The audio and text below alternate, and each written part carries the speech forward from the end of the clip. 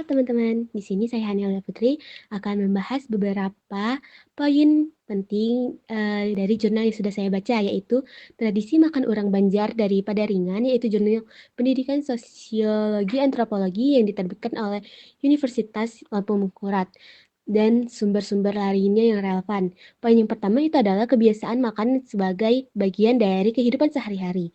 Nah, kebiasaan makan suku Banjar itu tidak hanya sekedar aktivitas biologis, tetapi juga merupakan bagian integral dari kehidupan sosial dan budaya mereka. Nah, makanan itu menjadi medium untuk mempererat hubungan sosial, menunjukkan identitas budaya, dan melestarikan tradisi. Poin kedua yaitu adalah gambaran kebiasaan makan secara umum dan khusus. Nah, yang pertama itu ada secara umum. Nah, secara umum itu masyarakat Banjar memiliki pola makan yang kaya akan rempah dan santan. Nah, itu mencerminkan kekayaan alam Kalimantan Selatan. Yang secara khusus itu dalam konteks upacara adat, makanan yang disajikan itu memiliki makna simbolik tertentu, seperti wadai 41 macam. Wadai 41 macam itu kumpulan dari 41 jenis kue tradisional yang disajikan dalam acara pernikahan sebagai simbol keberagaman dan harapan akan kehidupan yang manis dan beragam. Poin ketiga yaitu pengenalan makanan baru dengan cara yang mudah dan dikenal. Nah, pengenalan makanan baru dalam budaya Banjar biasanya dilakukan melalui adaptasi terhadap bahan dan cita rasa lokal, seperti soto Banjar yang hidangannya itu tradisional, variasi dalam penyajian dapat ditemukan dengan menambahkan bahan-bahan baru, tetap mempertahankan esensi rasa yang asli. Hal ini memudahkan masyarakat untuk menerima inovasi kuliner tanpa merasa kehilangan identitas budaya mereka.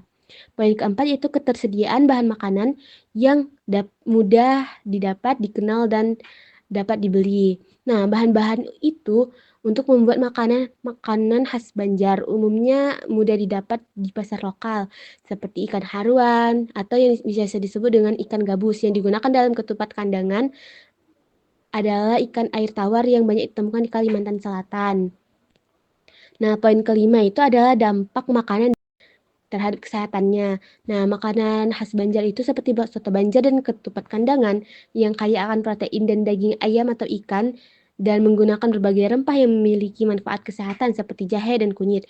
Akan tetapi, penggunaan santan yang tinggi dapat meningkatkan kadar lemak jenuh dalam tubuh jika dikonsumsi berlebihan.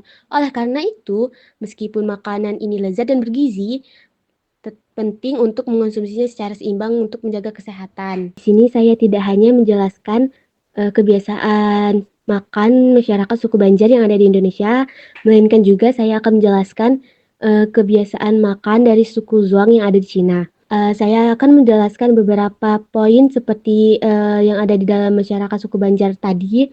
Yang pertama itu kebiasaan makan sebagai bagian dari kehidupan sehari-hari. Nah, makanan yang merupakan bagian integral dari kehidupan sehari-hari suku Zhuang, mereka mengonsumsi dari nasi dan jagung sebagai makanan pokok dengan tambahan sayuran, daging, dan acar buatan sendiri.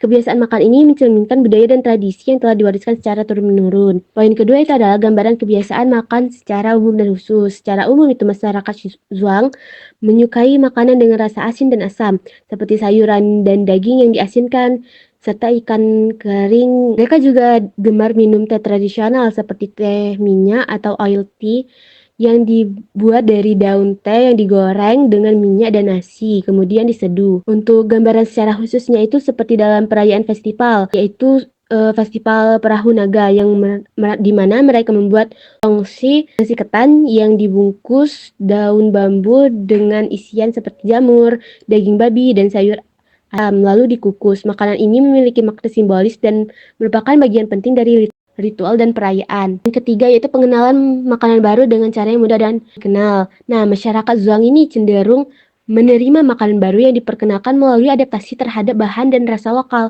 Misalnya variasi Zongxi dengan isiannya berbeda dapat diterima jika sesuai dengan selera dan tradisi mereka.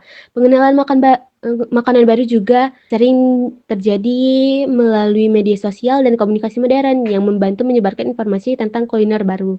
Nah, poin keempat yaitu bahan makanan yang diperkenalkan mudah didapat, dikenal, dan dapat dibeli. Nah, bahan-bahan yang membuat makanan khas Zhuang seperti Zongxi umumnya mudah didapat di pasar lokal seperti nasi ketan, daun bambu, daging, jamur, dan sayuran asam. Hal ini mudah masyarakat untuk mempertahankan tradisi kuliner mereka. Poin yang terakhir atau poin yang kelima itu dampak makanan terhadap kesehatan. Makanan khas Zhuang seperti zongxi kaya akan karbohidrat dan protein serta menggunakan bahan-bahan alami. Namun, konsumsi berlebihan terutama makanan yang tinggi lemak atau diasinkan dapat berdampak negatif pada kesehatan seperti peningkatan risiko hipertensi atau penyakit jantung.